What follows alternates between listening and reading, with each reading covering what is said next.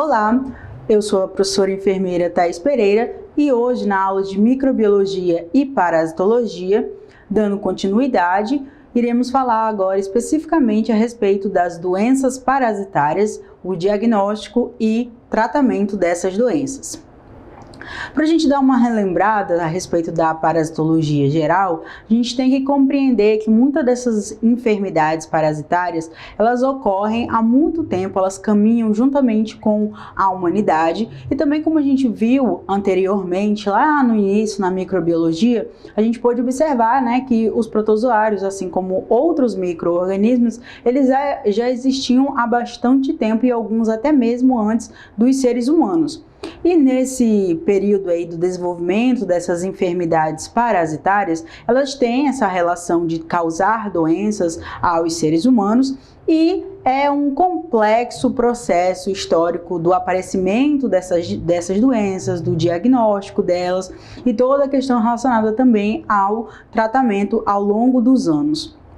E com base nisso, a gente tem a perspectiva de que as doenças parasitárias, elas não seguem uma linha reta no desenvolvimento dessas doenças ao passar dos anos. Dentro disso, a gente precisa relembrar a respeito dos dois principais grupos que a gente se propôs a estudar aqui na parasitologia, que primeiro são os protozoários. Os protozoários, como a gente já falou anteriormente, eles são seres eucarióticos, unicelulares e que eles costumam viver no ambiente intracelular do hospedeiro. Além disso, esses protozoários eles têm a capacidade de burlar os mecanismos de defesa do nosso sistema imunológico e eles também têm uma capacidade de permanecer por bastante tempo infectando o organismo vivo, no caso os seres humanos.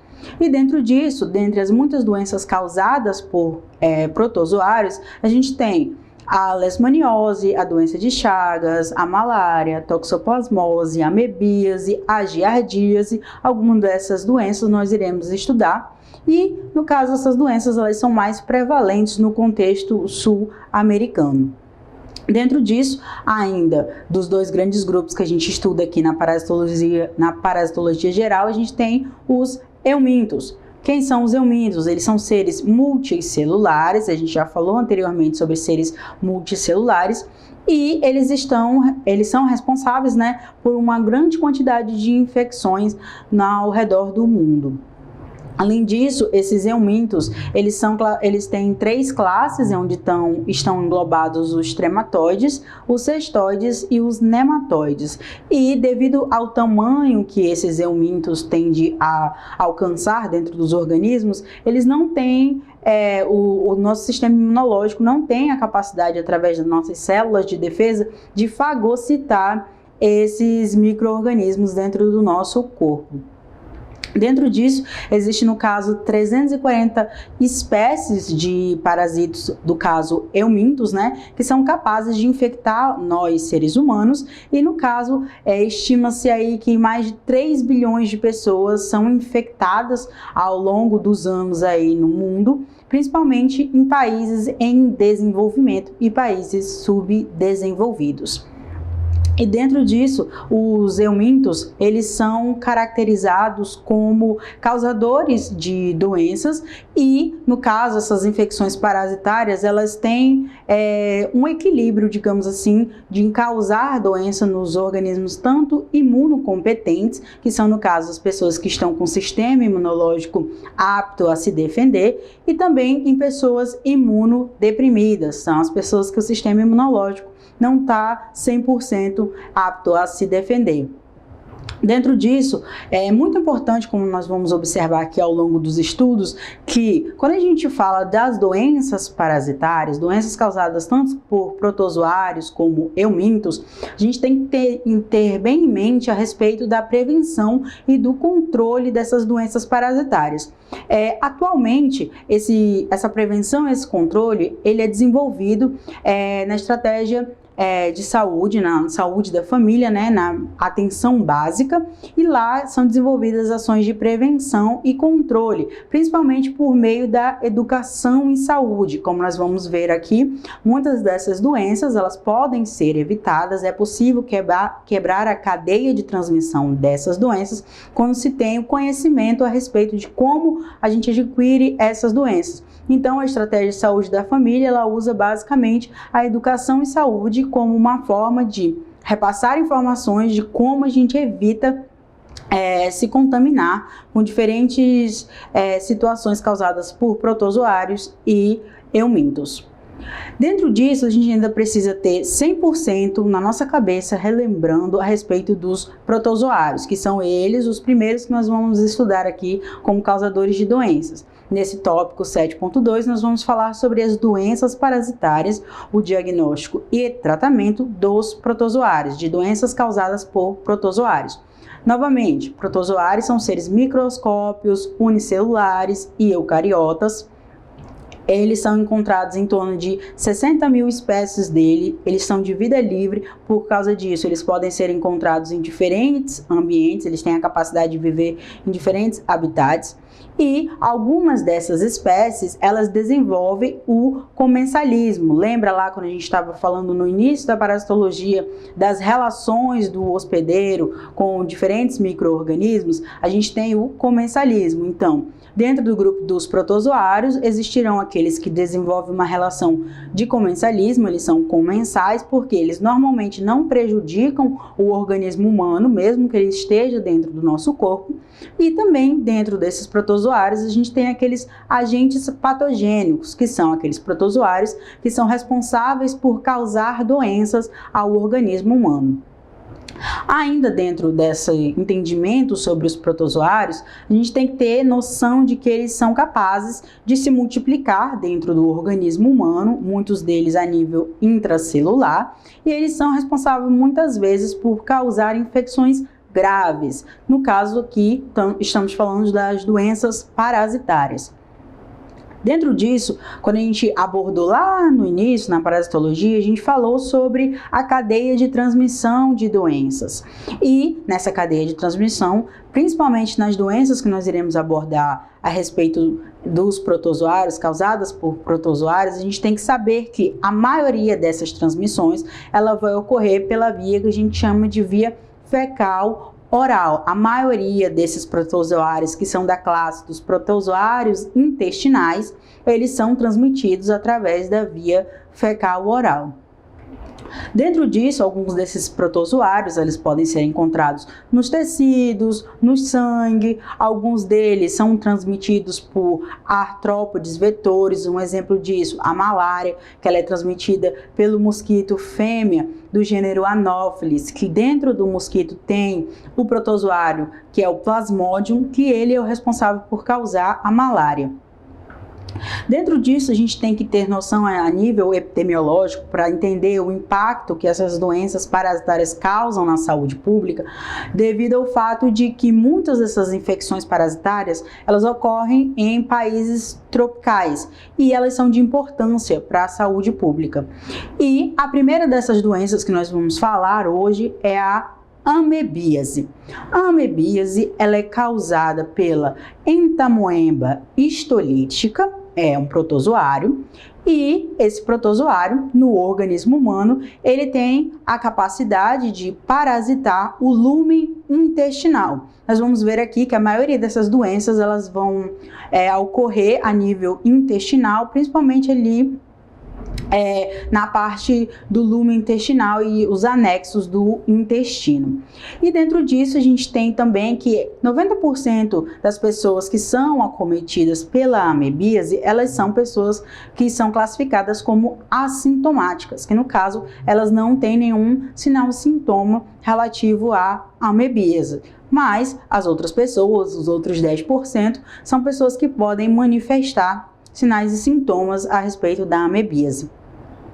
Dentro disso, a gente tem que ter a compreensão de que essas infecções, muitas das vezes, principalmente relacionado à amebíase, ela tem grande correlação com os hábitos de higiene do indivíduo. Aqui nós vamos abordar o ciclo biológico de cada uma dessas doenças. E a gente vai poder observar que uma parte dessas doenças, elas podem ser evitadas se a pessoa tem hábitos de higiene. Exemplos, a lavagem das mãos antes de realizar uma refeição, após ir ao sanitário, manter as unhas limpas, as unhas cortadas, a questão das instalações sanitárias com uma condição boa de higiene. Todas essas situações, esses hábitos de higiene estão muitas vezes relacionados com a amebíase e outras doenças que nós iremos abordar. Dentro disso, essa doença, a amebíase tem uma manifestação, geralmente com um quadro de diarreia e dor abdominal. E nesse quadro de diarreia e dor abdominal, ela é característica a nível intestinal. Porém, a amebíase, esse protozoário, o entamoeba histolítico, ele tem a capacidade de causar danos em regiões que a gente chama de extraintestinal, que são outros órgãos que também podem ser acometidos e a partir disso a pessoa desenvolver alguns sinais e sintomas. Dentro da taxonomia da doença que envolve a amebíase, existem diferentes sete espécies, sendo que dessas espécies, só uma é capaz de causar doenças aos seres humanos, que é a E. histolítica, a entamoeba histolítica. Ela é a única que tem a capacidade de exercer o que a gente chama de ação patogênica, que é a ação de provocar doenças aos seres humanos. Dentro dessa classificação, a E. histolítica, entamoeba histolítica, ela pode ser encontrada em duas formas, na forma de cisto e na forma de trofozoito. Na forma de cisto, ela tem 4 núcleos, geralmente ela é multinucleada, e na forma de trofozoito, que é a forma móvel, ela é uninucleada, só tem um núcleo. O que acontece? Esses cistos, eles podem ser encontrados na água e nos alimentos que foram contaminados com fezes e no caso, quando a gente tem um contato com esses cistos, quando a gente faz a ingestão de um alimento ou de uma água contaminada com esses cistos, ele vai passar, pelo nosso sistema gastrointestinal. Porém, no estômago, a acidez gástrica, ela não tem uma grande ação sobre ele, mas ela vai permitir que esse cisto se rompa e dali saiam os trofozoítos, que são as formas móveis desse protozoário, que eles migram para o intestino grosso. E aqui a gente tem uma imagem, que fala do ciclo biológico, de como a gente se contamina com esse protozoário. Como acontece? Acontece a contaminação através de fezes, que tem a presença desses cistos, onde a água ou os alimentos podem ser contaminados, e a partir disso, a pessoa ingere esse alimento ou essa água dentro do organismo humano. Esse cisto no nosso estômago, ele se rompe através da ação do ácido gastrointestinal e libera os trofozoítos. E esses trofozoítos, como eles têm a capacidade de se locomover, eles vão até o intestino e lá no intestino eles começam a se multiplicar e também causar lesões, microlesões no intestino, e também eles podem ter a capacidade de entrar nas hemácias e a partir disso poder percorrer o corpo todo. Como a gente está falando de um protozoário que ele tem ação intestinal, obviamente esse protozoário vai ser eliminado do corpo humano por meio das fezes. Então, nas fezes humanas de pessoa infectada com esse protozoário, o entamoeba histolítica, a pessoa vai acabar, no momento que ela evacua, nas fezes vai ter a presença desses cistos que dão origem à doença, à amebíase. Dentro disso, os aspectos clínicos mais frequentes, eles estão relacionados com os fatores de virulência, que lembra, a gente já falou de fatores de virulência lá no início, e também está relacionado com o sistema imunológico, a capacidade do nosso organismo de se defender da ação daquele protozoário. E dentro disso, nessa ação do nosso sistema imunológico, a gente está primeiro falando da nossa resposta inata, que é a primeira reação que o organismo tem quando observa um organismo estranho. No caso aqui, a gente está falando de um protozoário. E a gente tem como aspectos clínicos, principalmente a doença intestinal, mas também pode ter as apresentações extraintestinais. Como eu falei, de 80% a 90% das pessoas são assintomáticas. E a doença ela pode se manifestar de maneira aguda ou de maneira crônica. Quando a gente fala de maneira crônica, como é que acontece essa cronicidade da amebíase? Primeiramente, esses trofozoítos, que eles podem ser encontrados ali na mucosa, no epitélio superficial da mucosa intestinal, eles acabam provocando uma reação inflamatória. E as formas evolutivas desses trofozoítos, eles têm a capacidade de alcançar níveis mais profundos ali nessa mucosa intestinal. E a partir disso, né, ele vai ao longo do tempo, progressivamente, causando ulcerações e posteriormente a necrose dessa parede intestinal. E a gente tem essa apresentação especificamente ali na região cecal, do sigmoide e do reto, caracterizando aí o processo de colite crônica, que é uma inflamação ali na parede intestinal, que pode ocorrer a partir de uma pessoa que seja infectada pelo protozoário Whey stolítica, causador da amebíase. A amebíase, ela não causa febre nos indivíduos, sendo que os principais sinais e sintomas estão relacionados à disenteria, à entorragia em alguns casos, o tenesmo, que são espasmos que acontecem no reto, que dão a sensação e provocam a vontade de evacuar, porém a pessoa não consegue ou evacua pequenas quantidades de fezes. Também ocorre a perda de peso, em alguns casos mais severos, a anorexia, náuseas, vômitos e um mal-estar geral, sendo que as duas principais situações que ocorrem em pessoas que estão acometidas e desenvolveram a amebíase são a dor abdominal, a diarreia e, no caso, o mal-estar geral, náuseas e vômitos. No caso, como eu falei, a amebíase intestinal, ela tem uma determinada apresentação, porém pode ocorrer complicações e ter uma perfuração intestinal, causando até uma peritonite, uma apendicite ou até mesmo hemorragia, situações mais graves. Dentro disso, a amebíase também, como uma apresentação extraintestinal, pode ser o acometimento do fígado, causando abscessos e lesões difusas no fígado, principalmente na região do lóbulo direito do fígado. É uma situação que pode ocorrer em casos graves que tem o acometimento do fígado, a pessoa pode desenvolver a icterícia, que se caracteriza pela coloração amarelada do corpo e das escleras, que é a parte branca do nosso olho. A pessoa também pode sentir um desconforto no hipocôndrio direito, que é essa região onde fica localizado o fígado. E também nos exames clínicos pode ocorrer uma modificação ali, uma verificação de alterações das enzimas hepáticas. Além disso, como uma outra apresentação extrapulmonar, é a amebíase pleuropulmonar. O que acontece? Nossos pulmões, eles são envoltos pela pleura, que é uma membrana, e no caso, esse protozoário, o Whey stolítico, causador da amebíase, ele vai causar um dano ali na pleura, né, do nosso pulmão, e as principais apresentações desse dano, elas vão se dar por meio da dor torácica, da tosse, uma expectoração, e essa expectoração geralmente ela tem um odor característico de molho de tomate ou de chocolate ou uma apresentação gelatinosa. E em casos severos pode ocorrer também um derrame pleural. O diagnóstico específico aqui para amebíase é a pesquisa dos trofozoítos e dos cistos nas fezes. Então, é observado a partir desse exame, né? A partir dele é possível realizar o diagnóstico, quando houver nas fezes a presença dos trofozoítos e dos cistos. O que acontece?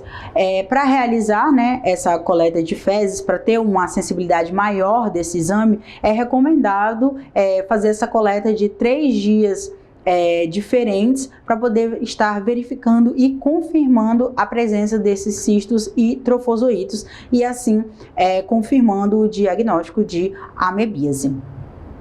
Aqui nesse quadro a gente tem as principais medicações que são usadas, bem como a posologia. A gente está falando aqui de teclosana, de etofamida, metronidazol, tinidazol e seclinazol. Algumas dessas medicações vão ser frequentes aqui, que eu vou falar frequentemente delas, porque elas são usadas na maioria dessas doenças parasitárias causadas por protozoários. No caso, a amebíase, em situações bem graves, ela tem a capacidade, de desenvolver no organismo humano um desequilíbrio nutricional. E esse desequilíbrio nutricional vai se dar pelo fato da mucosa intestinal ter desenvolvido um processo inflamatório e impossibilitando o intestino de absorver os nutrientes, desenvolvendo assim esse desequilíbrio nutricional. Em casos de crianças que são acometidas pela amebíase, elas podem ter um crescimento e um desenvolvimento prejudicado pelo fato, dessa mucosa intestinal estar lesada a partir dessa inflamação, impedindo assim a absorção dos nutrientes, que são bastante importantes para o organismo humano. Em questões epidemiológicas, no Brasil a prevalência dessa infecção ela varia bastante conforme a região e ela também está relacionada com as condições sanitárias e socioeconômicas. E quando a gente fala de apresentações de amebíase hepática, ela tem uma taxa aí bem alta, de prevalência ali em Belém, em torno de 29,35% da taxa de prevalência de casos de amebíase hepática, que é uma apresentação da amebíase extraintestinal. Como profilaxia e controle, a maioria dessas doenças que nós iremos abordar aqui, elas têm bastante relação com realizar uma ação de educação em saúde, ter o diagnóstico e o tratamento dessas pessoas para impedir que essas fezes contaminadas com cistos e trofozoítos contaminem água e alimentos em outras situações, a questão de políticas públicas relacionadas ao saneamento básico e também agora outra doença causada por protozoários aqui é a giardíase. A giardíase ela é uma infecção intestinal que ela é causada por um protozoário flagelado, como a gente tem aqui na imagem ao lado. A gente tem a Giardia lamblia, que é o protozoário responsável por causar a giardíase. Ele tem essas ramificações que no caso são os flagelos, que possibilita ele se locomover dentro do corpo. A giardíase, no caso, ela é uma das principais parasitoses que ocorrem em países subdesenvolvidos e países em desenvolvimento e também em locais de clima tropical e subtropical. Então, nesses locais é mais comum ocorrer a giardíase. A giardíase ela está distribuída em todo o planeta, tem casos de giardíase e está relacionada principalmente com as questões de saneamento básico precário. E essa doença também ela tem a capacidade de se disseminar bem rápido quando a gente fala de locais onde tem aglomeração, principalmente de crianças, no caso de creche, por causa que é uma doença bem comum de acometer crianças ali em idade escolar. Aqui estamos falando do ciclo da giardíase. Nesse ciclo biológico da giardíase, assim como a gente viu o da amebíase, a lógica é semelhante. Existe um indivíduo que está previamente infectado com esse protozoário, a Giardia lamblia, e ele evacua e a partir dessas fezes que tem a presença dos cistos e também de trofozoítos, pode contaminar a água, o solo e alimentos. Então, a pessoa ingere a água ou alimento infectado com a presença desses cistos e desses trofozoítos e, a partir desse momento da ingestão, quando chega no nosso estômago, ocorre um processo que se chama de desencistamento, que é quando os trofozoítos saem de dentro do cisto e lá no duodeno ele começa a ser multiplicado na origem a novos trofozoítos e eles começam a se disseminar ali no duodeno e indo também para a corrente sanguínea. E posteriormente ocorre o processo que a gente chama de encistamento, que é o processo no qual esses trofozoítos dão origem a novos cistos, que no momento que a pessoa evacua, nas fezes, vai ter a presença desses cistos que são capazes de contaminar a água e alimentos. Em relação aos aspectos clínicos da giardíase, a gente tem um período aí de incubação que varia em torno de 5 a 25 dias, tendo uma média de 7 a 10 dias para o aparecimento dos primeiros sinais e sintomas.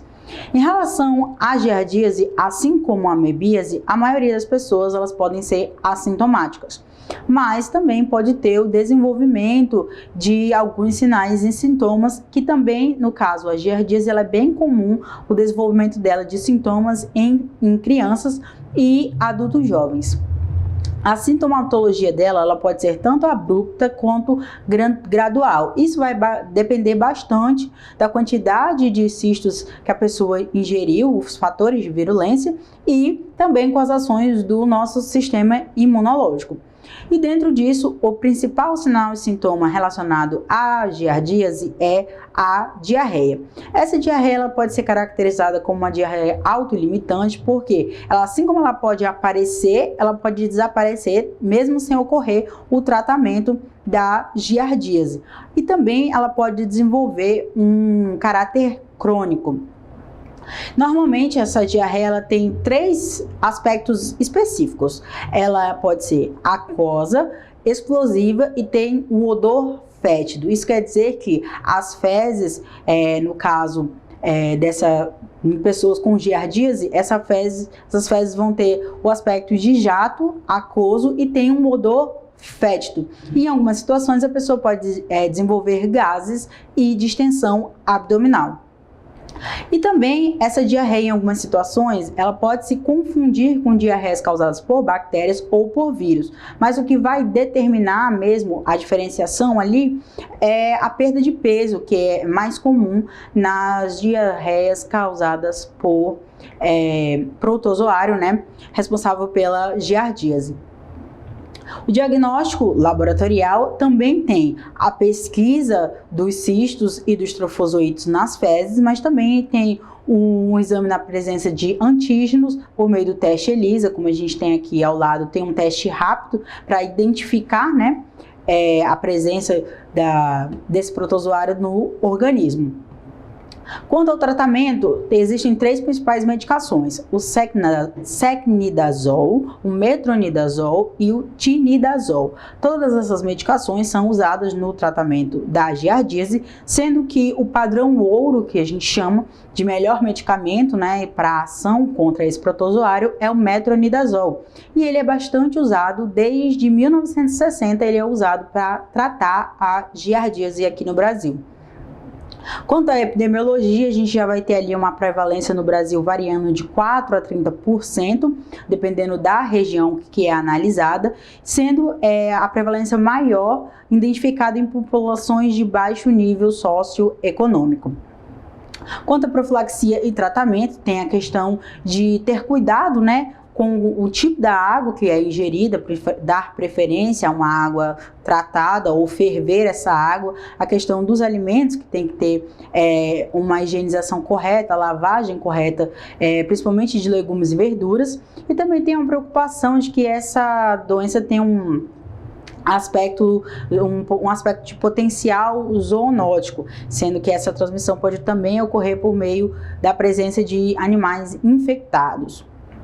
Outras situações que são importantes, como profilaxia e controle, né, da giardíase, são o saneamento básico, a água tratada e também ferver essa água para poder eliminar potenciais cistos, assim como a higiene pessoal também é importante.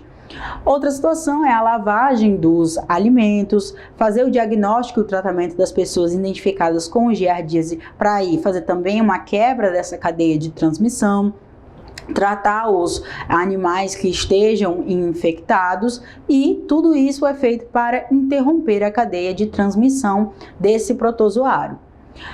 Outra doença importante que nós estamos abordando aqui quando fala de protozoários é a leishmaniose tegumentar, que também pode ser conhecida como úlcera de Bauru ou ferida brava, que ela é uma doença infecciosa, porém não contagiosa, e tem grande impacto sobre a saúde pública. Em relação à leishmaniose, ela é causada por protozoários flagelados do gênero Leishmania. E aqui, o vetor responsável por transmitir essa doença é o mosquito palha ou birigui, como ele é conhecido, que no caso são as fêmeas do mosquito, né, do gênero Lutzomia, que o nome popular é mosquito palha ou birigui. Aqui a gente tem uma imagem que representa o ciclo, o ciclo biológico, né, dessa doença, da leishmaniose tegumentar. O que acontece? Acontece aqui que uma pessoa é infectada quando o mosquito pica um indivíduo que já está previamente contaminado com a presença do que a gente chama de amastigotas. E no momento que esse mosquito pica o indivíduo, ele ingere esse sangue com a presença das amastigotas e dentro do mosquito ele vai realizar o processo de transformação em promastigotas e desenvolver ali uma reprodução assexuada.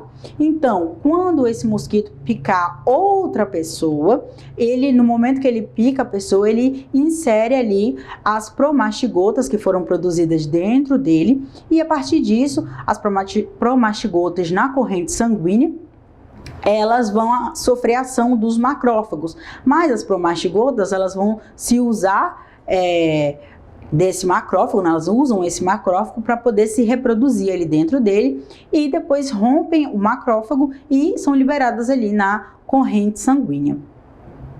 Os aspectos clínicos da leishmaniose tegumentar, eles vão estar bem relacionados com a questão de imunidade do hospedeiro.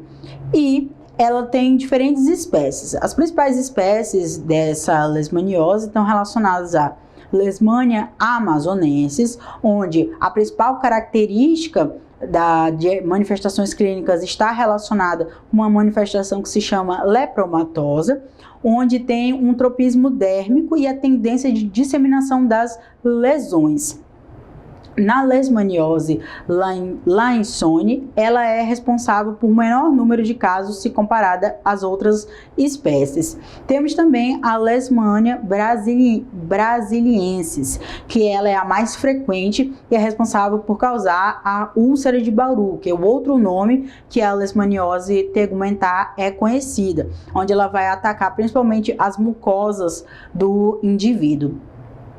Dentro disso, a gente tem grupos que se encaixam as manifestações clínicas, onde a gente tem a leishmaniose cutânea, conhecida como LC, a mucocutânea, que é LMC, e a leishmaniose cutânea difusa. A gente tem aqui a imagem que mostra as apresentações, né, que esses grupos podem ter. A leishmaniose cutânea, ela tem uma forma onde essas lesões elas são limitadas e elas podem ser ulcerosas ou não. Enquanto a leishmaniose mucocutânea, ela vai geralmente provocar lesões ulcerosas, principalmente nas mucosas do nariz, da boca e da faringe, causando aí deformidades, se não for tratada. Quanto ao diagnóstico da leishmaniose, a gente tem uma doença onde tem apresentação de lesões na pele e nas mucosas. Então, é necessário realizar uma anamnese, uma inspeção clínica dessas lesões bem apurada, bem detalhada, para descartar outras situações que são potenciais causadoras de lesões. E também existem exames laboratoriais específicos para o diagnóstico da leishmaniose tegumentar. O tratamento, basicamente, é para buscar acelerar a cicatrização dessas lesões cutâneas, algumas vezes fazer o uso de medicações e também reduzir a morbimortalidade, porque essas lesões podem causar deformidades nos indivíduos. Então, para reduzir, é feito o tratamento dessas lesões e também para impedir que essas lesões elas se disseminem no corpo e também evitar reincidivas. Quanto à epidemiologia, essa doença, leishmaniose tegumentar, ela é mais prevalente na região norte e no centro-oeste, menos frequente na região sul e sudeste. Quanto à profilaxia e controle, aqui a gente vai falar de medidas profiláticas que elas são comumente usadas para leishmaniose tegumentar, onde a gente realiza a proteção por meio de barreiras físicas, que são os mosquiteiros, as telas de proteção nas janelas, roupas com mangas compridas quando for para uma área de floresta, principalmente de mata fechada.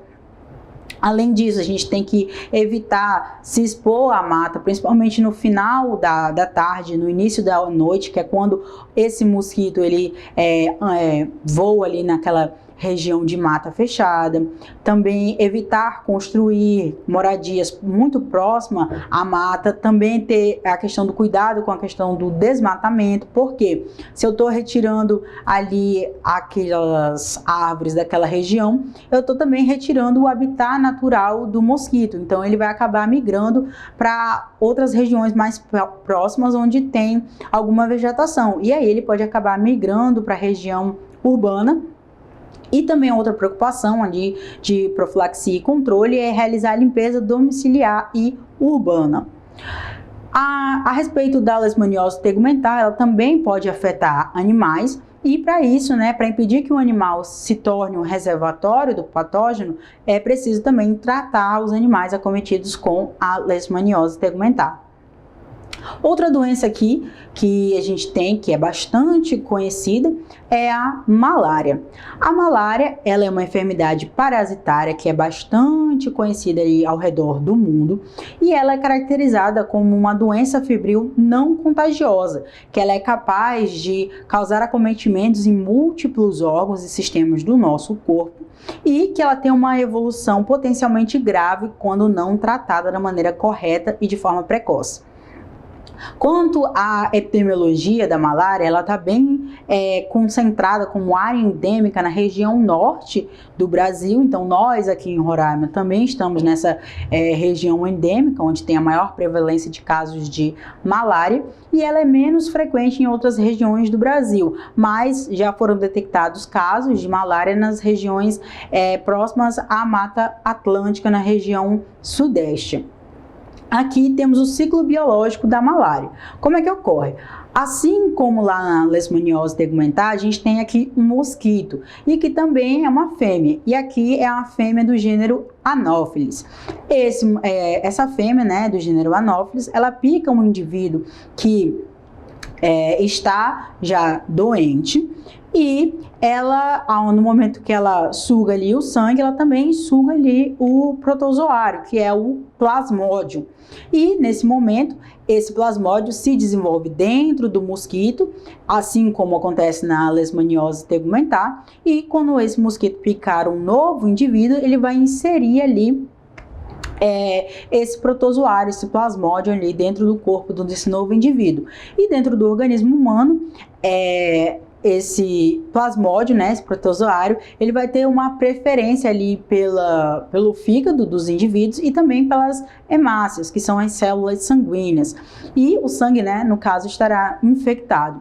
Uma situação interessante é que no momento da multiplicação, da reprodução desse plasmódio dentro das células sanguíneas, dentro das hemácias, quando já tem uma quantidade bem grande desse protozoário, ele acaba provocando a lise, que é a ruptura dessa hemácia. Então, é uma situação interessante relacionada aos sinais e sintomas.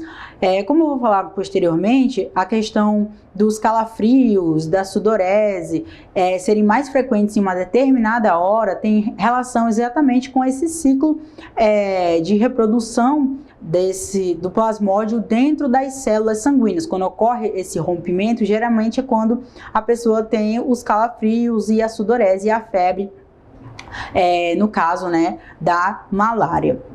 Os principais sinais e sintomas que a gente tem aqui é a cefaleia, que é a dor de cabeça. Na pele tem a sudorese, a palidez. No aparelho respiratório, em alguns casos, pode ter tosse seca.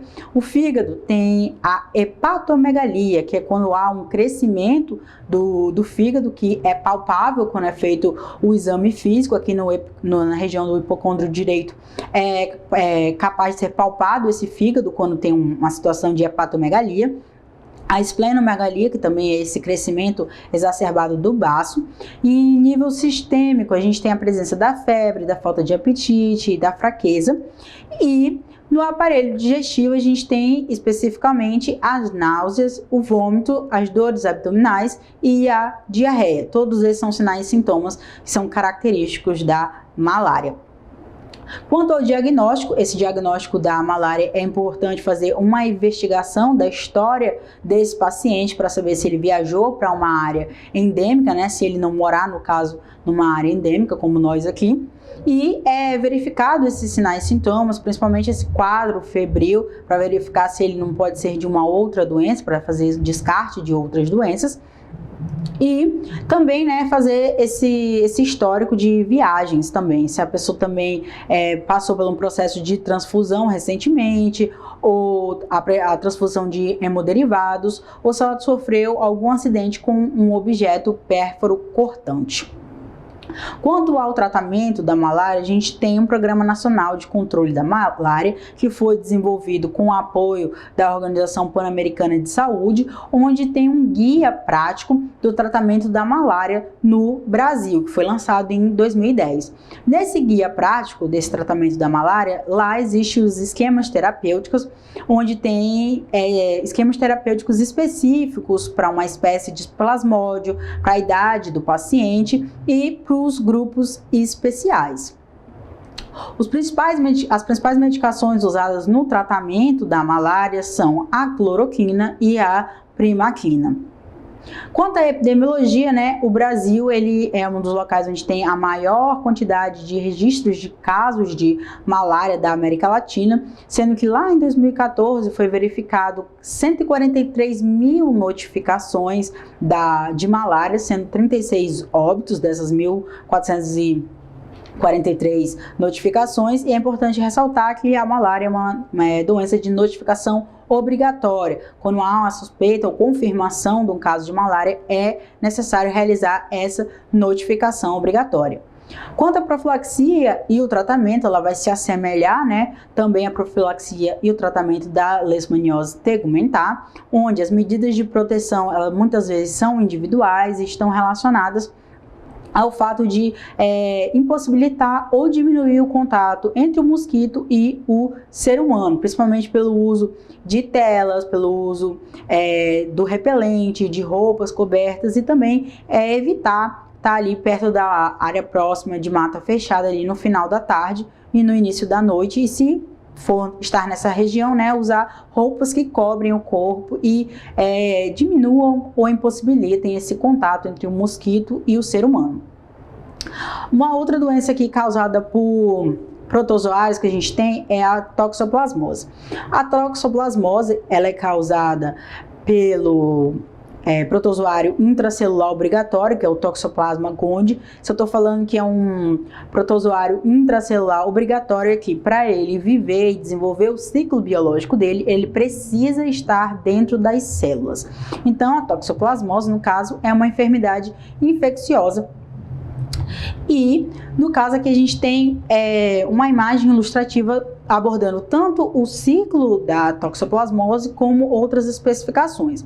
Quando a gente está falando do ciclo de vida, é também uma situação de um animal, no caso principalmente o gato, infectado, e quando ele está infectado nas fezes deles, pode ter a presença dos esporozoítos, e esses esporozoítos, quando em contato com os seres humanos, no caso também com água e alimentos, podem contaminar os seres humanos, e a partir disso, esses esporozoítos desenvolvem o ciclo dele dentro do corpo humano.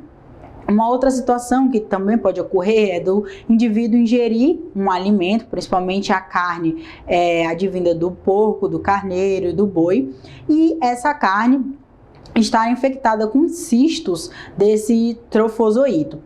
E também tem a questão da transmissão congênita, também por meio da transmissão por transplante de órgãos e transfusões sanguíneas. Nos animais, principalmente no gato, esses esporozoários, eles estão mais presentes ali na parte muscular desses animais, e também essa eliminação ocorre através das fezes. No caso dos seres humanos, os principais sinais e sintomas relacionados à toxoplasmose são principalmente um inchaço dos linfonodos, que é percebido pelo indivíduo, em situações mais graves, a cegueira, e em mulheres grávidas pode ocorrer má formação no sistema nervoso desse feto e, em casos piores ainda, o aborto.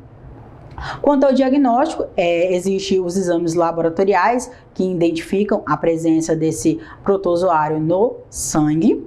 Quanto ao tratamento, existe uma prioridade, a questão de priorizar o tratamento, principalmente quando se fala de gestantes, recém-nascidos e pessoas imunodeprimidas. Assim, quando ocorre o acometimento dos olhos por esse protozoário, o Toxoplasma gondii. Quanto ao tratamento, a gente tem aqui a sulfadiazina, a primetamina, o ácido folínico, a clindamicina, a perimetamina e o ácido folínico novamente, que ele muda quanto às miligramas. Quanto à profilaxia e controle da toxoplasmose, é evitar ingerir carnes mal cozidas ou cruas que esteja contaminada. Para as pessoas que têm gatos, para evitar que esse gato adoeça e saber se ele está doente, é importante levar esse gato ao veterinário para realizar exames. Também ter cuidado com a alimentação desse gato, porque ele pode acabar ingerindo uma carne crua contaminada ou um animal morto que esteja contaminado e acabar se contaminando e contaminando os donos. Outra preocupação quando a gente fala de toxoplasmose são com mulheres grávidas. No pré-natal é importante realizar os exames sorológicos para verificar a presença da toxoplasmose, porque ocorre transmissão vertical, pode passar da mãe para o feto, e para evitar e realizar o tratamento é importante realizar os exames sorológicos para toxoplasmose no pré-natal. E na aula de hoje foi isso.